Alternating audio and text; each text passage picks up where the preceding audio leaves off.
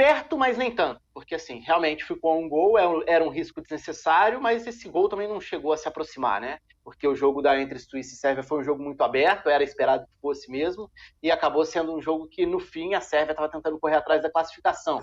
Também não dá para dizer que Camarões se aproximou minimamente de um segundo gol em relação ao Brasil, né? Nem acho que tenha sido uma atuação para o Brasil perder a partida. Acho que pelo que foi o jogo, o Brasil criou e para vencer e teve espaços até de um jogo muito mais favorável. Não digo a avaliação não é favorável, acho que a avaliação, sem dúvida, tem muito mais pontos negativos do que positivos.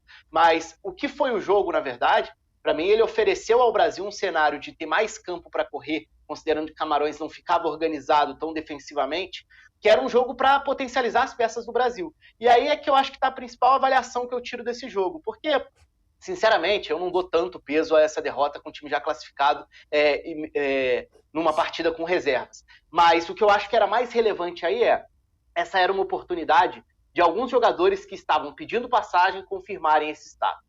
E na prática o que a gente viu foi o contrário. Então, se a gente pensar que o Antony era um jogador que poderia fazer um jogo para ganhar a titularidade do Rafinha, ele começa bem, mas ele cai muito durante o jogo. O Bruno Guimarães era um jogador que poderia ganhar espaço para tentar se firmar como um titular. Ele entra muito mal, ele até melhora depois de alguns minutos em campo, mas eu nem digo pelos gols perdidos em si, eu digo pela participação no jogo mesmo. Acabou sendo decepcionante da parte dele também. E eram, teoricamente, os dois jogadores mais próximos aí desse status de pedir passagem.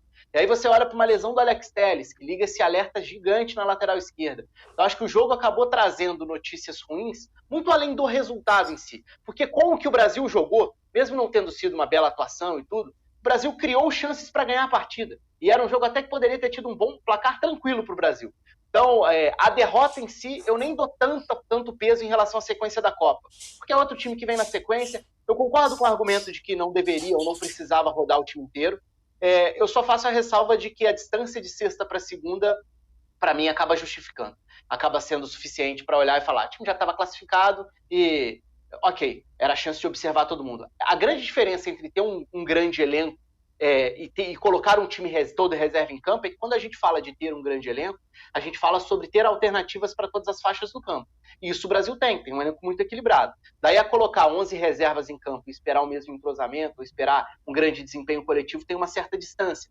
Então, enfim, eu acho que dá para ponderar sobre vários aspectos sobre esse jogo, que evidentemente não teve o resultado esperado. O Brasil certamente entrou em campo para ganhar o jogo, acho até que criou para ganhar o jogo, mas sai derrotado. Da mesma forma que, para mim, a derrota da França, a derrota de Portugal, para mim não muda em nada o status dessas seleções, para mim a derrota de ontem não muda em nada o status do Brasil também para a Copa do Mundo.